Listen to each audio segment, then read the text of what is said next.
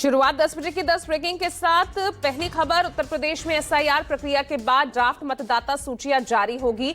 प्रदेश में करीब 2,89,00,000 वोटर के नाम कट सकते हैं। वोटर 6 फरवरी तक दावे और आपत्तियां दर्ज करा सकते हैं। 6 फरवरी से 27 फरवरी तक दावे और आपत्तियों का निस्तारण किया जाएगा और उसके बाद अंतिम वोटर लिस्ट का 6 मार्च को जारी किया जाएगा। यूपी में 4 नवंबर से वोटर लिस्ट के एसआईआर की प्रक्रिया शुरू की गई थी।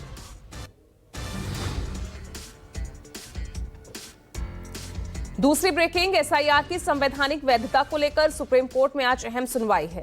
केरल, तमिलनाडु और पश्चिम बंगाल की सरकारों ने चुनाव आयोग के इस फैसले को चुनौती देते हुए याचिकाएं दायर की है। वहीं सीएम ममता बनर्जी ने कहा कि एसआईआर के दौरान हुई मौतों के मामले में कोर्ट जाएगी और इस सिलसिले में आज कोर्ट में अर्जी दायर की जा सकती है। ममता ने यह भी आरोप लगाया कि चुनाव आयोग व्हाट्सएप पर चलाया जा रहा है।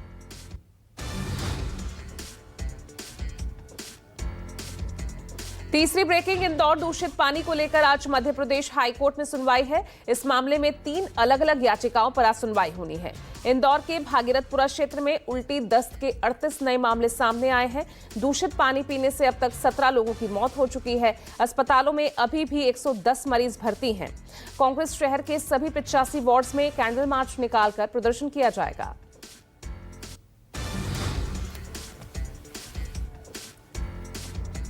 चौथी ब्रेकिंग, मुख्यमंत्री योगी आदित्यनाथ की अध्यक्षता में आज 11 बजे लोक भवन में कैबिनेट मीटिंग होगी। खबर यह है कि यूपी कैबिनेट में फेरबदल की तैयारी है। कल सीएम योगी आदित्यनाथ ने पीएम मोदी से करीब 1 घंटे मुलाकात की थी। योगी कैबिनेट की बैठक में चर्चा के बाद लोक निर्माण विभाग, राजस्व विभाग और उद्योग विभाग से जुड़े कई प्रस्तावों पर मुहर लग सकती है। इसके अलावा प्रदेश में सेमीकंडक्टर नीति में संशोधन के प्रस्ताव पर भी हरी झंडी मिलने की उम्मीद है।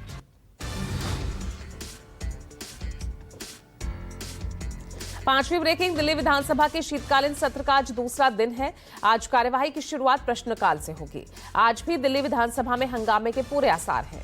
कल प्रदूषण को लेकर आम आदमी पार्टी और सत्ता पक्ष के बीच टकराव खुलकर सामने आया था। मास्क पहनकर सदन पहुंचे आप विधायकों ने नारेबाजी की थी। दिल्ली विधानसभा में आज कई अहम विधेयक और कई महत्वपूर्ण रिपोर्ट्स पेश की जानी है।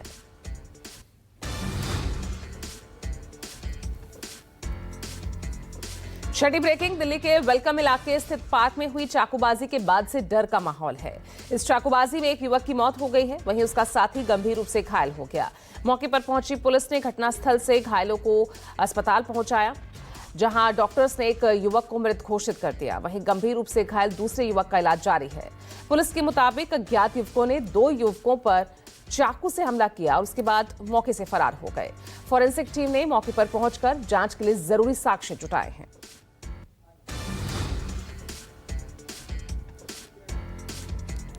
सातवीं ब्रेकिंग, बांग्लादेश में हिंदुओं पर अत्याचार रुकने का नाम नहीं ले रहा। हाल ही में बांग्लादेश में एक हिंदू विधवा महिला से 2 चरमपंथियों ने रेप किया और फिर पेड़ से बांधकर उसके बाल काट दिए। लोकल मीडिया रिपोर्ट्स के मुताबिक पुलिस से शिकायत भी की गई। महिला ने कहा कि आरोपी शाहीन और हसन ने घर में घुसकर उसके साथ रेप किया और बाद में उसे बर्बरतापूर्ण व्यवहार किया। जसोर में राणा प्रताप बैरागी और चोर सिंदूर बाजार में मोनी चक्रवर्ती की हत्या कर दी गई। जानकारी के मुताबिक 1 महीने के भीतर ये 6 हिंदुओं की हत्या यहां हो चुकी है।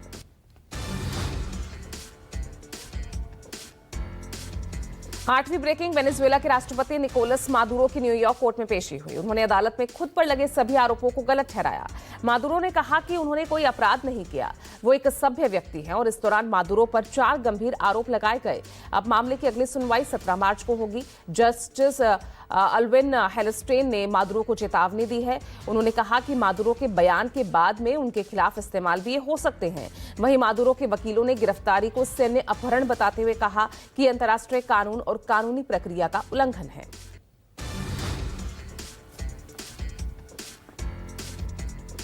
9वीं ब्रेकिंग, अमेरिकी राष्ट्रपति ट्रंप ने एक बार फिर अपनी टैरिफ नीति की तारीफ की। उन्होंने दावा किया कि उनकी सरकार ने कई देशों पर टैरिफ लगाया, जिससे अमेरिका को अब तक सैकड़ों अरब डॉलर की कमाई हुई।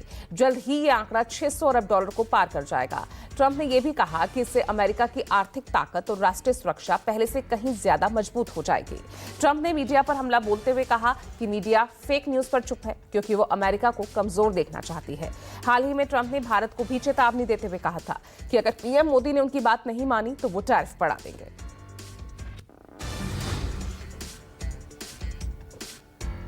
और 10वीं ब्रेकिंग, कांग्रेस के वरिष्ठ नेता और पूर्व केंद्रीय मंत्री सुरेश कलमाड़ी का आज 82 साल की उम्र में निधन हो गया।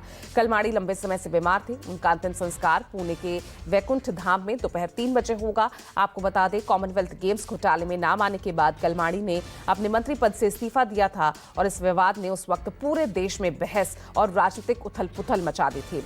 कलमाड़ी महाराष्ट्र की पुणे सीट से सांसद थे।